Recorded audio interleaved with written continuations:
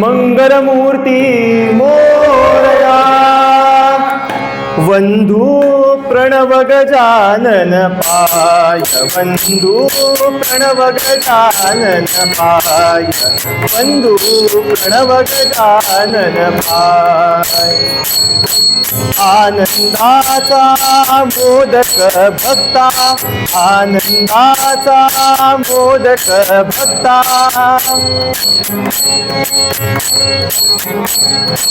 आनंदाचा मोदक भक्ता, देऊनी आपण काय हो प्रभू, देऊनी आपण काय.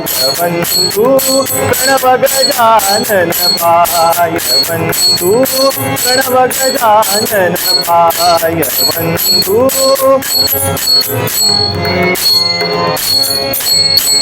अनंत कोटी विश्वे उदरी, अनंत कोटी विश्वे उदरी. लंबोदर प्रभु ध्याय हो प्रभु, लंबोदर प्रभु ध्याय हो प्रभु, लंबोदर प्रभु ध्याय. वंदू प्रणव गजानन पाय, वंदू प्रणव गजानन पाय, वंदू प्रणव गजानन पाय. गणेश दर्शन सद्गुरु घडवी, गणेश दर्शन सद्गुरु घडवी, गणेश दर्शन सद्गुरु घडवी. दासा नान्य उपाय, दासा नान्य उपाय हो, दासा नान्य उपाय. वंदू प्रणव गजानन पाय, वंदू प्रणव गजानन पाय, वंदू प्रणव गजानन पाय. आनंदाचा मोदक भक्ता, आनंदाचा मोदक भक्ता, देऊनी आपण काय. वंदू प्रणव गजानन पाय, वंदू प्रणव गजानन, प्रणव गजानन, प्रणव गजानन पाय. मंगलमूर्ती मोरया. कीर्तनाच्या प्रथेप्रमाणे 2 मिनिटं विठ्ठल नामाचा गजर करूया आणि पूर्वरंगाला सुरुवात करूया. पुंडलिक वरदा हरी विठ्ठल, विठ्ठल विठ्ठल विठ्ठल विठ्ठल विठ्ठल विठ्ठल विठ्ठल विठ्ठल विठ्ठल विठ्ठल विठ्ठल विठ्ठल विठ्ठल विठ्ठल विठ्ठल विठ्ठल विठ्ठल. पुंडलिक वरदा हरी विठ्ठल. जय सच्चित घन जानकी जीवन, नारायण तव दासोहम म्हणा. जय सच्चित घन जानकी जीवन, नारायण तव दासोहम.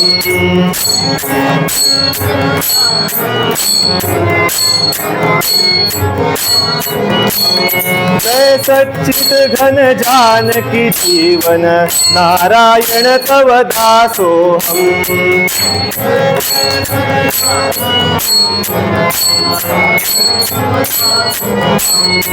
जय सच्चित घन जानकी जीवन, नारायण तव दासोहम.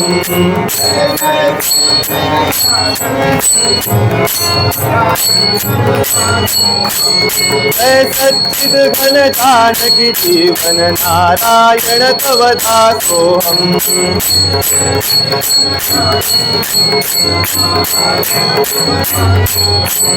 जय सच्चित घन जानकी जीवन, नारायण तव दासोहम.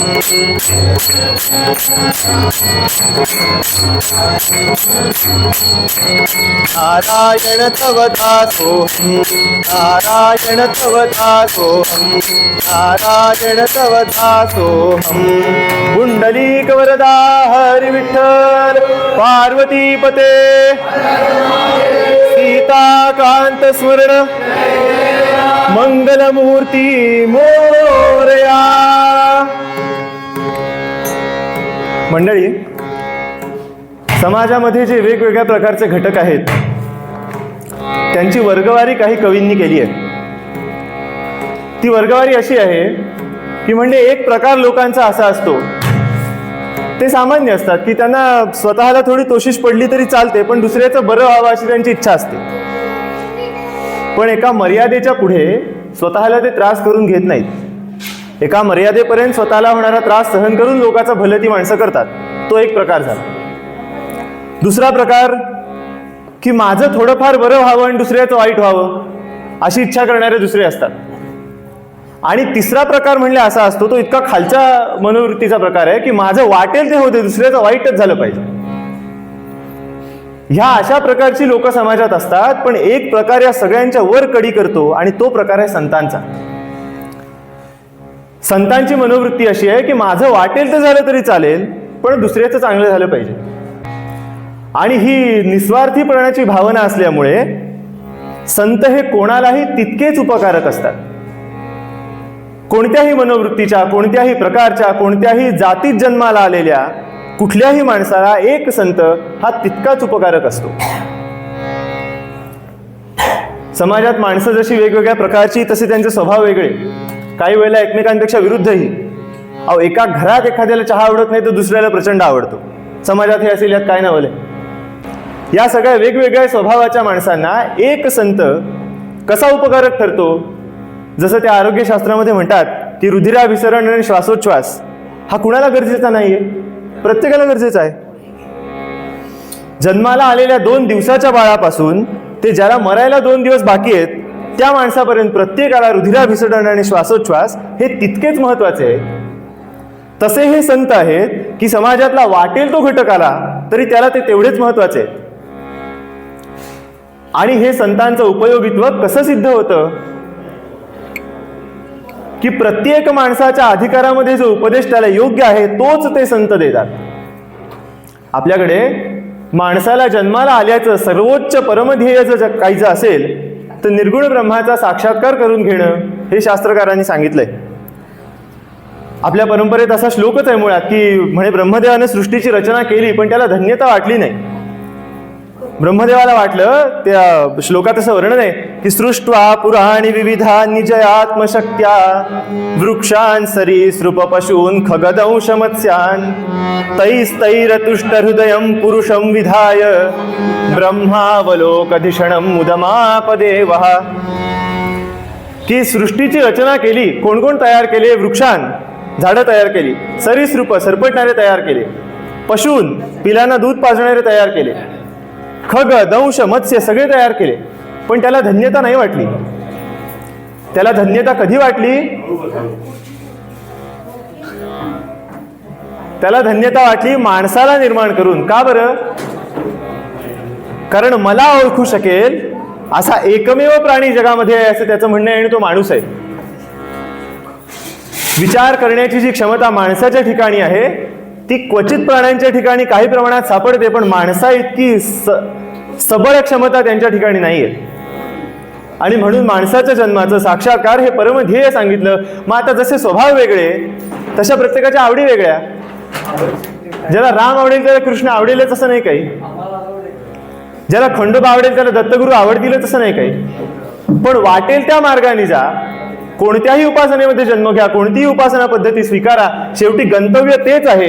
आणि म्हणून प्रत्यक्ष मुळात रामाचे उपासक असलेले समर्थ गणेशाच्या विषयी म्हणतात की वंदू प्रणव गजानन पाय. नाही तर मला सांगा, रामाची उपासना एवढी दणदणीत चालू आहे, गणपतीला कशाला नमस्कार करायचा? त्या आपल्याला गणपती राम वेगळे दिसतात पण त्यांना त्यातला प्रणव दिसतो. समर्थ म्हणतात की जो प्रणव रामाच्या रूपात माझ्यासमोर प्रगट होतो तोच गणपत्यांसमोर गणपती म्हणून प्रगट झालाय. कसा? त्याचं उत्तर त्यांनी पहिल्या आवडीत दिलंय की तो गणपती, तो गजानन हा प्रत्यक्ष प्रणव आहे. प्रणव शब्दाचा थोडा विचार करूया आपण. प्रणव शब्दावर विचार असा करावा लागेल की प्रणव म्हणजे नेमकं काय? प्रणव आपल्याकडे ओंकाराला म्हटलंय, ओंकार. आणि गीतेने स्पष्ट सांगितलं की ओम इत्येकाक्षरम ब्रह्म. भगवंत म्हणतात की जे ते उपनिषदात वर्णन येतं की जे कधी झिजत नाही, जे कधी संपत नाही, ज्याची कधी सुरुवात नाही, ज्याला कधी शेवट नाही, असं ते ओम अक्षर आहे. म्हणजे हे त्रैराशिक मांडायचं की त्या ओम अक्षराचं वर्णन हे भगवंत म्हणतात ओम इत्येकाक्षरम ब्रह्म, म्हणून ओम आणि ते ब्रह्म सारखं. आता ओम आणि ते ब्रह्म जर सारखं असेल तर ते आपलं गंतव्यस्थान असलं पाहिजे. मग त्या ध्येयाकडे जाण्यासाठी तुम्ही गणपती स्वीकारा, राम स्वीकारा, विठ्ठल स्वीकारा का कृष्ण स्वीकारा, ते तुमच्या रुचीवर अवलंबून आहे. संत म्हणतात की रुची नाम वैचित्र्या द्रुजुकुटिल नाना पदजुषाम नृणामेको गम्यस्त्वमसि पयसा मरणवैव. आकाशातून पडलेलं पाणी वाटेल त्या रस्त्याने जावं, ते शेवटी समुद्राकडे धाव घेतं किंवा नदीकडे धाव घेतं, नदी समुद्राकडे घेते. तेव्हा तिथपर्यंत जायचं आहे तर त्या प्रणवाला नमस्कार कर. आणि तो प्रणव तुला काय करेल, कारण माणूस ही अशी जात आहे प्राण्यांमधली की फायदा दिसला की आधी धावते तिथे. म्हणून समर्थ दुसऱ्या वेळीत सांगतात की आनंदाचा मोदक भक्ता देऊनी आपण खाय. आता या दोन विचार आहेत, एक आनंदाच्या मोदकाचा आणि भक्ता देऊनी आपण खाय, या दोन्हीचा आपण विचार करणार आहोत. समर्थ म्हणतात की अरे तू ज्या सुखासाठी आयुष्यभर तळमळतोस ते सुख तुला थोडा वेळच मिळणार आहे. इंद्रियांच्या द्वारा जे सुख मिळतं ते कायम टिकणार नाहीये. पण मग असा प्रश्न निर्माण होतो मानवी मनाला, विचार केला तर अर्थात, की जर ब्रह्माचा अनुभव घेणं हे सगळ्यात मोठा आनंद आहे, ते आपलं ध्येय आहे, त्याच हेतून आपल्याला जन्माला घातलेलं आहे, मग आपल्याला ते करावं असं वाटत का नाही? 100 एका माणसाला सुद्धा क्वचित वाटतं की आपण तो अनुभव घ्यावा, आणि तो वाटणं तिथपर्यंत थांबतं, त्या दृष्टीने प्रयत्न पुष्कळ वेळा होताना दिसतच नाही. मन हे कधी रिकामं राहू शकत नाही. त्याच्यावर मी अशी कल्पना केली की मनाला जर सारखं काहीतरी लागतं आणि ते ध्येय जर इतकं प्युअर आहे, तर आपण कल्पना करा की मन हे दुधाचं पातेलं आहे, त्याच्यात भरलेलं दूध ही सद्वासना आहे. कुठली सद्वासना? ब्रह्माचा अनुभव घेण्याची. होतं काय, आपल्याच पूर्वकर्मांमुळे म्हणा किंवा काही कारणांमुळे म्हणा, त्या दुधाला चिकटतं मीठ. ती मीठ ही दुर्वासना आहे किंवा वाईट विचार आहे किंवा काहीतरी विचलित करणारी गोष्ट आहे. आणि मग ते दूध एकदा नासलं की परत रिव्हर्स करून नासलेल्या दुधाचं चांगलं दूध करता येत नाही. ते टाकून नवीनच भरावं लागतं. ते भरताना पुन्हा आधी ते पातेलं धुवावं लागतं. ते स्वामीजी सांगतात की मन कधी रिकामं राहू शकत नाही. त्यामुळे काय टाकावं हे सांगितल्यावर काय घ्यावं हे लगेच सांगितलं पाहिजे. आता हे असं रिकामं न राहणारं मन त्याच्या चरणी जर व्हायचं असेल तर बहिर्मुखता टाकून अंतर्मुखतेकडे गेलं पाहिजे. आणि ते कसं जावं लागतं? ते गुरुकृपेशिवाय साधत नाही. समर्थ शेवटच्या वेळीत सांगतायत ना की गणेश दर्शन सद्गुरु घडवी दासा अनान्य उपाय. सद्गुरू करतात म्हणजे काय करतात हो? सद्गुरु कृपेचं वर्णन दासगणू महाराजांनी एका पदात फार सुंदर केलंय. महाराज म्हणतात, गुरु कृपा हे दिव्यांजन, गुरु कृपा हे दिव्यांजन, निज नयनी झणी देऊन, निज नयनी झणी देऊन, म्हणत गणू घे दर्शन, म्हणत गणू घे दर्शन, नवत कल्पना, नवत कल्पना, नवत कल्पना. अंतर्मुख वृत्ती करी, अंतर्मुख वृत्ती करी. गुरुकृपेचं दिव्यांजन डोळ्यात घातलंस की तुला हरी जवळच आहे. काय कर? म्हणत गणू घे दर्शन. पण दुसरं लक्षात ठेवलं पाहिजे, नवत कल्पना. हे आधी मी जे सगळं सांगितलं त्या कल्पना नाही, ती वस्तुस्थिती आहे. पण तुला काय केलं पाहिजे? तुला आधी हे मान्य केलं पाहिजे की माझ्या शिवायही वेगळ्या उपासना पद्धती आहेत, त्या तिथंच जाणार आहेत, त्यानं सहिष्णुता वाढते. आणि दुसरं, त्यांच्याबद्दल आदर राखून स्वतःचं न सोडता आपली साधना चालू ठेवली पाहिजे. तर तुला ते प्रत्ययाला येईल की वंदू प्रणव अभिजानन पाय. का बरं? कारण आपल्याला माहिती आहे रामदास स्वामी जरी रामाचे उपासक असले, पंढरपूरला उभे राहून जरी इथे का रे उभा श्रीराम असं विचारत असले, तरी तेच रामदास स्वामी जेव्हा कृष्णाबद्दल बोलतात तेव्हा काय रसाळ वर्णन करतात. स्वामी म्हणतात, ब्रह्मपूर्ण होय रे वर्णू मी आता काय रे, ब्रह्मपूर्ण होय रे वर्णू मी आता काय रे, नंद जाता तात जाची यशोदाती माय रे, क्षीरसागर वासी रे लक्ष्मी जाची दासी रे, अर्जुनाचे घोडे तुझा लाज नाही त्यासी रे, अनाथांचा नाथ रे त्याला कैशी जात रे, चोखा मेळा संगे जेवे दही दूध भात रे, आनंदाचा नंद रे सर्व सुखाचा नंद रे, रामदास प्रेमे गाई नित्य जाचा छंद रे. ते म्हणतात की ब्रह्मपूर्ण होय रे. अहो तिथे सुरुवात तीच आहे. इथे वंदू प्रणव गजानन पाय, तिथं ब्रह्मपूर्ण होय रे वर्णू मी आता काय रे. त्यांची वृत्ती तीच आहे की आकार वाटेल तो असू दे, पण हा प्रगट झालेला तो मला तिथं नेणाराच आहे. आणि ते लक्षात ठेवून जर तू पुढे पुढे जात राहिला असतं, काय होईल? तो जेव्हा प्रगट होईल तेव्हा तो तुला आनंदाचा मोदक भरवेल. आणि नुसता तुला भरवणार नाही, तो स्वतःही खाईल. हे कसलं प्रतीक आहे माहितीये? त्या मोदकाच्या 2 भागांचं प्रतीक आहे. आपल्या मनाची खोली अशी कल्पना करा, मध्ये पडदा लावा आणि त्या पडद्याच्या आत गणेश बसला, आपण बाहेरच घुटमळतो.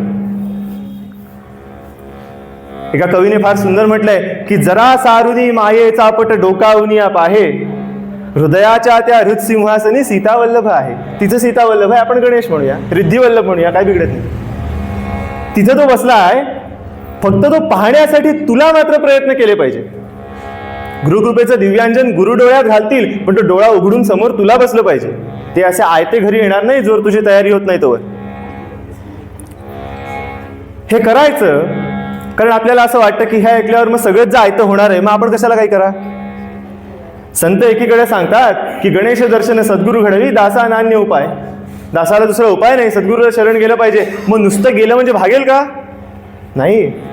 जे संत सांगतात गणेश दर्शन सद्गुरू घडवी, की सद्गुरू मोक्षपाणी आहेत, सहज तुला मोक्षापर्यंत घेऊन जातील, तेच संत सांगतात की जेणे विठ्ठल मात्रा घ्यावी तेणे पथ्ये सांभाळावी. आता हे द्विरुक्तीचं बोलणं आहे की नाही? एकीकडे म्हणतात देवाची द्वारी उभा क्षणभरी तेणे मुक्तीचारी साधी आल्या, आणि दुसरीकडे म्हणतात भक्ती तो कठीण सुळावरील पोळी. याचं कारण आहे, मी जे सुरुवातीला सांगितलं की प्रत्येक अधिकाराच्या माणसाला संत तेवढेच सहाय्यभूत ठरतात, त्याचं हे प्रतीक आहे. अधिकार तैसा दावियाला मार्ग, जो ज्या प्रकारच्या अधिकाराचा आहे त्याला तसं मार्गदर्शन केलं, आणि म्हणून जो मुळात योग्यतेला पोचलेला आहे त्याला सांगितलं भक्ती तो सोपं आहे. म्हणजे या रे लहान थोर, प्रत्येकानं या क्षणभर तिथं उभा राहा, पण त्या क्षणभरात अनन्यता त्याची झालेली आहे. आणि जे आपल्यासारखी माणसं आहेत ज्यांच्यापासून सुरुवातच आहे.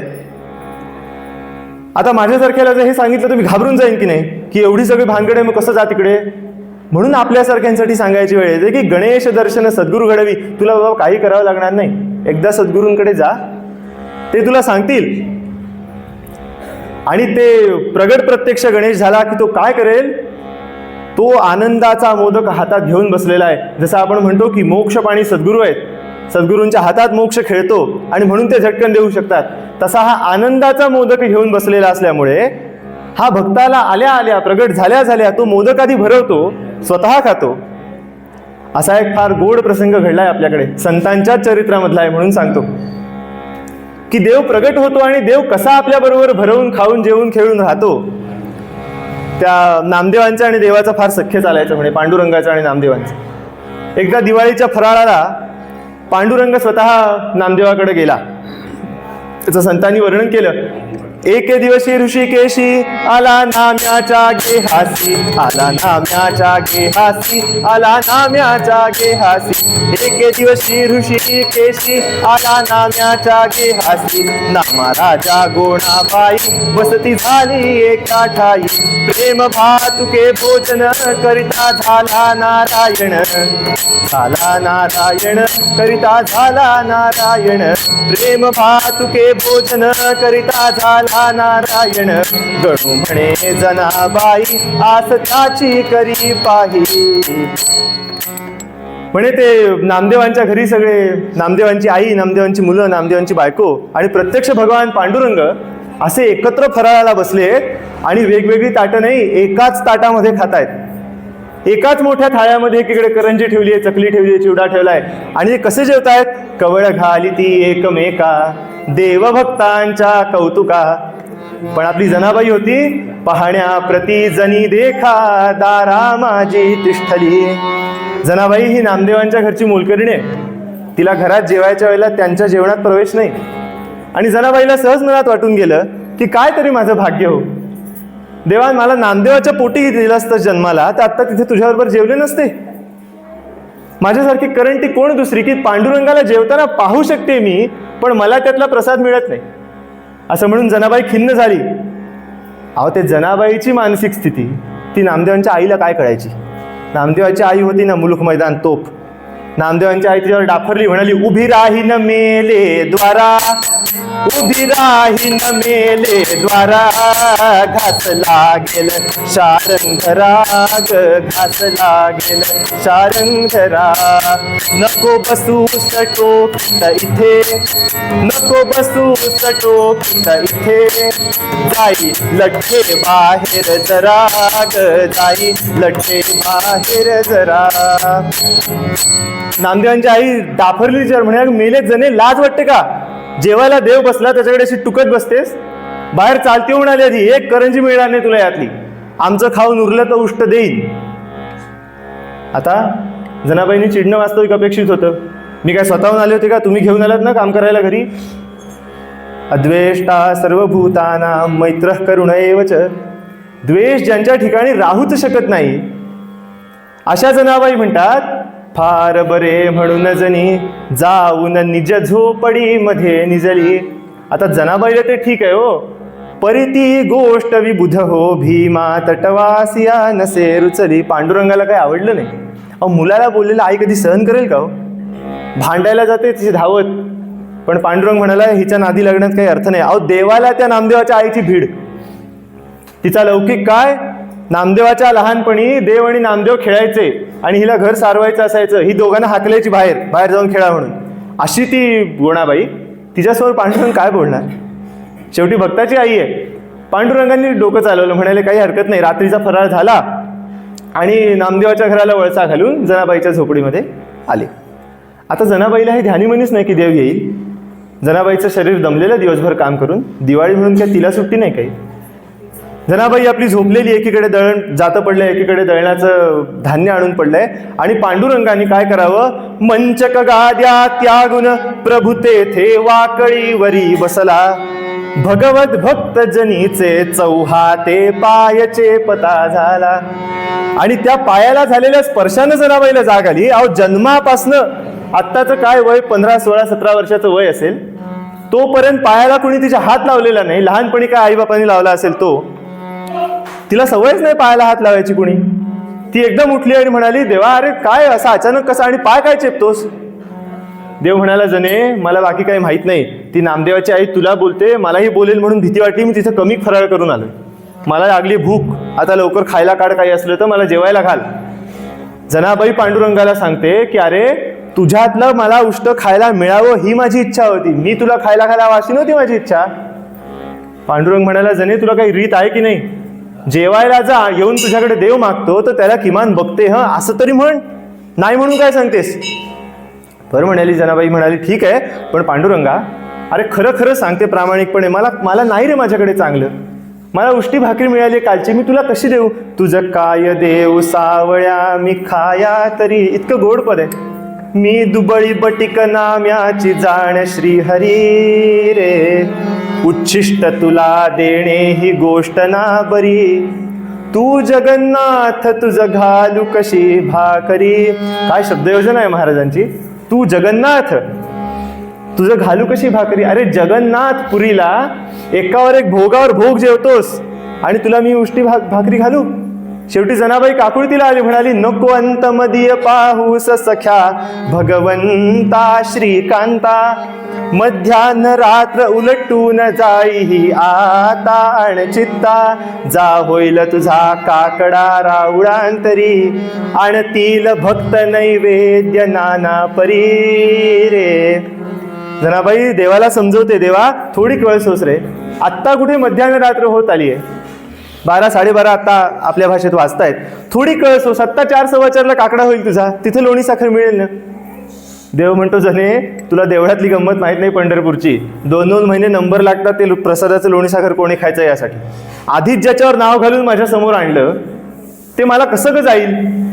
मला तुझी भाकरीच हवी. नको मजसी शर्करा मजसी दे तुझी भाकरी असे म्हणून. आता ते झोपडीत बसलेले, असं काही 4 खोल्या नव्हत्या घराच्या.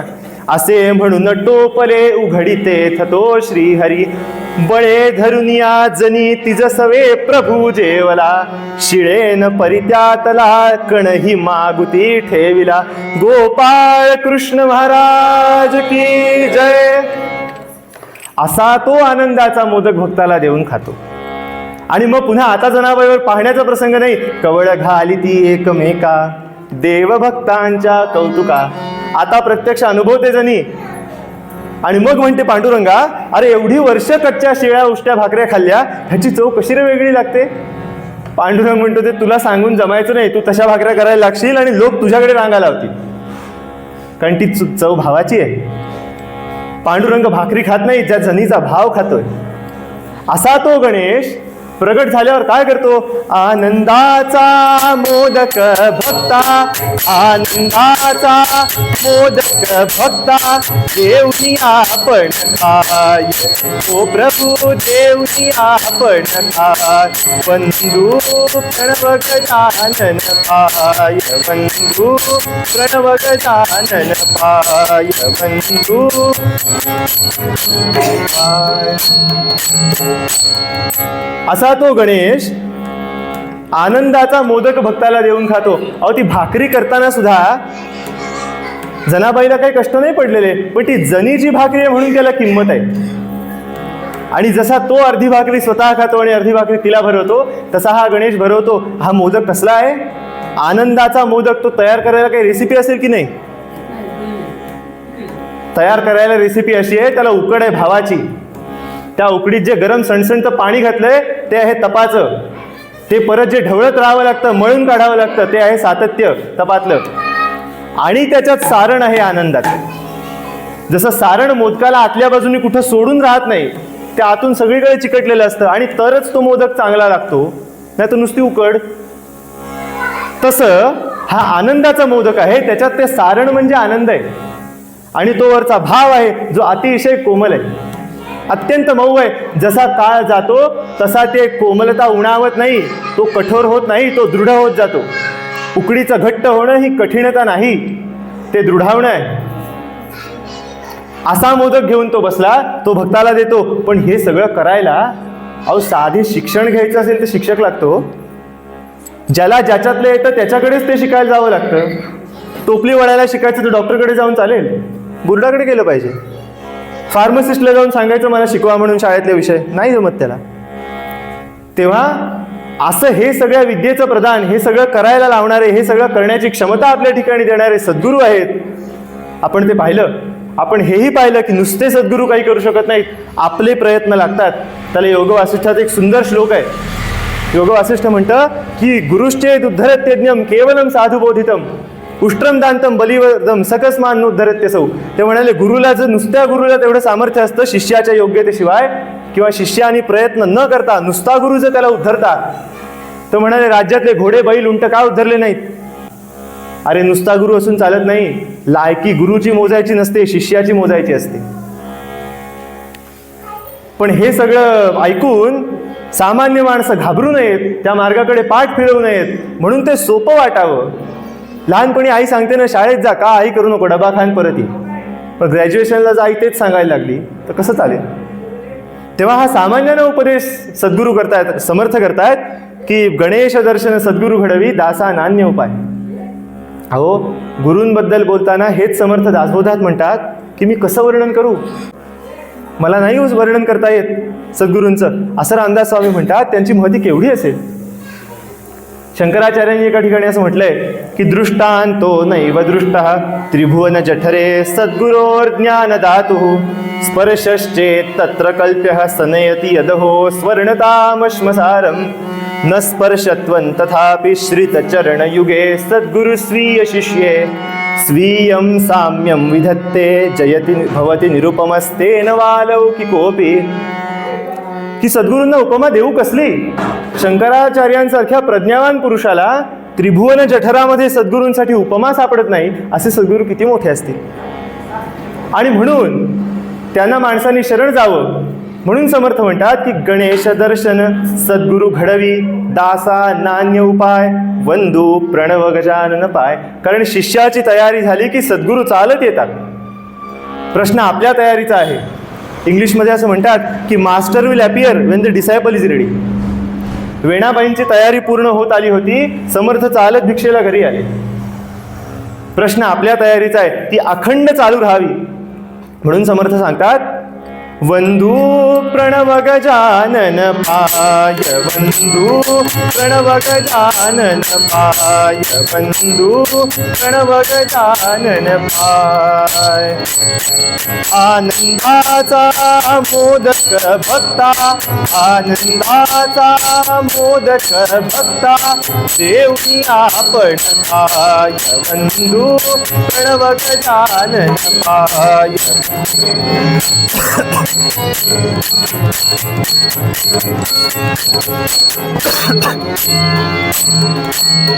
गणेश दर्शन सद्गुरु घडवी, आसानान्य उपाय, वंदू प्रणव गजानन.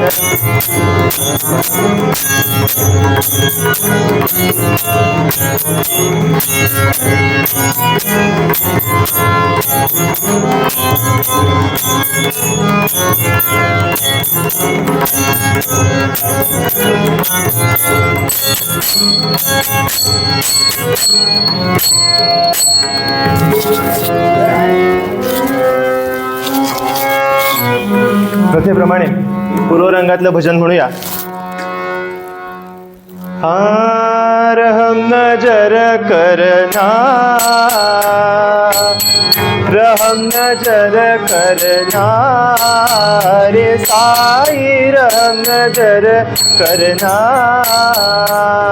बच्चों का पालन करना रे, बच्चों का पालन करना.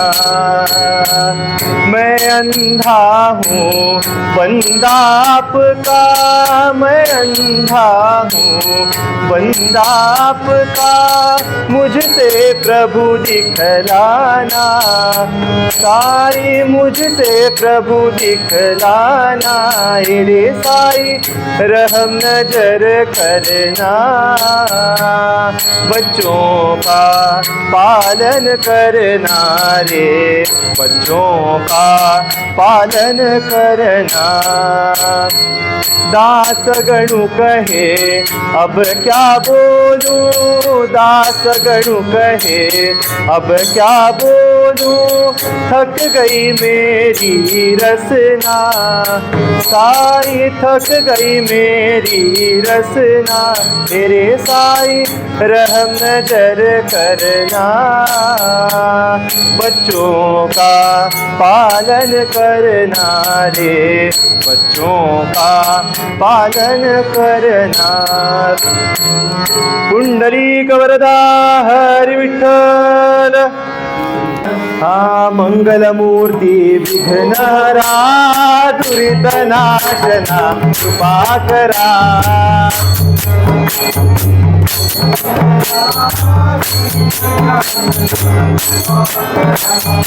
मंगलमूर्ती विघ्नहरा, दुरित नाशना कृपा करा.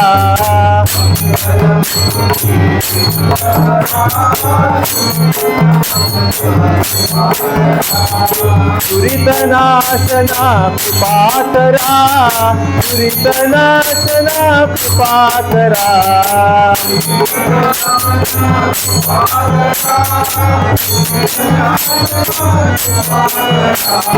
मंगलमूर्ती विघ्नहरा, दुरित नाशना कृपा करा.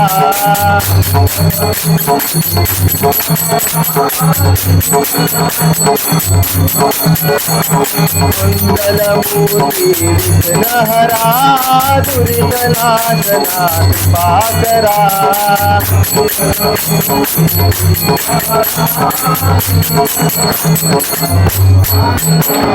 मंगलमूर्ती मोरया. मंडळी, गणेशाच्या आज आपण ज्या जन्माची कथा ऐकणार आहोत, त्या आजच्या जन्माला आलेल्या गणेशाचं नाव आहे महोत्कट विनायक. याचा जन्म कसा झाला, का झाला, हे सगळं आपल्याला आख्यानात बघायचं आहे. की अंग देशामध्ये राहणारा एक सत्वशील शुद्ध सात्विक ब्राह्मण आहे, त्याचं नाव रुद्रकेतू आहे. हा रुद्रकेतू आता आपल्याला जसे ब्राह्मण दिसतात तसा तो नाही बरं का. तो शर्ट पॅन्ट घालीत नाही. तो अत्यंत सात्विक वृत्तीने राहतो. धर्माने सांगितलेलं आचरण तर करतोच, पोशाखही धर्माने सांगितलेला करतो. आपल्याकडे बघून आपण कोण आहोत हे लोकांना चटकन कळलं पाहिजे. आणि म्हणून तो तसा पोशाख करतो. कसा दिसतो? चर्चिले भस्म अंगास सर्वही जाने हो, चर्चिले भस्म अंगास सर्वही जाने. तो वेदाभ्यासी राही तो विनयाने, हातात कमंडलू आणि दंड विराजे. तेज पाहता सूर्यमानसी लाजे, काळास भव्य लाविला तिलक केशरी. उत्तरीय ते सावरी तवरच्यावरी, रुद्राक्ष माळ घालुनिया कंठी बरी. कवितेद्वारे कवी साकारी चित्र, तो रुद्रकेतु हा अंगदेशीचा विप्र. अंगदेशात राहणारा रुद्रकेतू नावाचा विप्र कसा दिसतोय? समोरनं चालत येताना कवी त्याचं वर्णन करतोय. चर्चिले भस्म अंगास सर्वही जाने, तो वेदाभ्यासी. यात संकेत आहे हा, तोच वेदाभ्यासी. कोण? राही जो विनयाने, ज्याच्या अंगात विनय बांधलेला आहे, खरा वेदाभ्यासी असा असतो. हातात कमंडल वाणिक दंड विराजे. कसा दिसत होता? तर तेज पाहता सूर्य मानसी लाजे, सूर्याला वाटावा रे माझ्यापेक्षा हा तेजाळ आहे. भाळास भव्य लाविला तिलक केशरी. चालताना एखाद्याची सवय असते, तो कसा येत होता? असं सारखं सारखं उपर्ण सावरत होता. उत्तरीय ते सावरी तवरच्यावरी, रुद्राक्ष माळ घालुनिया कंठीवरी. असा तो रुद्रकेतू नावाचा ब्राह्मण समोरनं चालत येताना दिसतोय. तो एकटा राहत नाहीये. तो जसा तेजस्वी आहे, समसमा संयोग म्हणून तशीच सत्वशुद्ध. आणि म्हणजे हा कसा फॉर्म्युला ब्रह्मदेवाला जमला मला माहिती नाही, पण दिसायला तर रतीपेक्षा सुंदर आणि वृत्तीला सावित्रीला लाजवेल अशी पतिव्रता, अशी त्याची बायको आहे.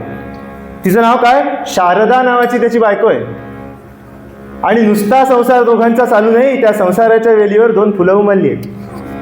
त्यांची नावं काय आहे? एकाचं नाव देवांतक आणि दुसऱ्याचं नाव नरांतक. 2 मुलं आहेत त्या दोघांना.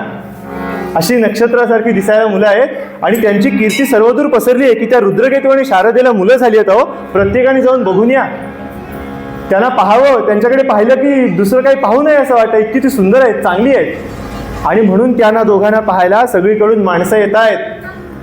आता ह्या अशा बातम्या आता पेपरमुळे, यूट्यूब आणि फेसबुकमुळे सगळ्यांना कळतात. त्यावेळेला सांगणार कोण इकडे तिकडे? त्यावेळेचे देवांचे रिपोर्टर आहेत. कोणी तुम्हाला माहिती आहे? ते सतत त्यांची रिंगटोनच आहे की नारायण नारायण. ते आले की ही रिंगटोन वाजलीच. आणि ते नारद मुनी त्या देवांतक नरांतकाला पाहायला आलेत. आणि नारदांची योग्यता काय हो? थोर भगवत भक्त. त्यांना पाहूनच त्यांनी ओळखलं की ही मुलं फार मोठी होणार आहेत पुढे. रुद्रकेतूला म्हणतात, बाबा रे, तू तर मोठा आहेसच, त्यात काही वादच नाही. तुझी पत्नीही चारित्र्यवान आहे, पण तुझी मुलं जी आहेत ना, ती काहीतरी फार मोठं करणार आहेत आयुष्यात. प्रचंड राजसत्ता ते उपभोगतील, अतिशय अतुलनीय असा पराक्रम करतील, तुझं नाव मोठं करतील. रुद्र, आता मुलांचं लहानपणी असं भाकीत जर कोणी ऐकलं तर कुठल्या बापाला आनंद होणार नाही हो. पण रुद्रकेतू आणि शारदेला काळजी असावी की मुलांनी हे सगळं करणारे ठीक आहे, पण याच्याने जो अहंकार येतो तो त्यांना येऊ नये, त्यांचं सत्व बिघडू नये. पण शेवटी जे व्हायचं ते होतं. महाराज, त्या दोघांच्या पुण्याचा प्रभाव म्हणा, मुलांची योग्यता चांगली म्हणा, त्यांना वयाच्या कौमार्यातच इच्छा झाली की आपण तपश्चर्या करावी.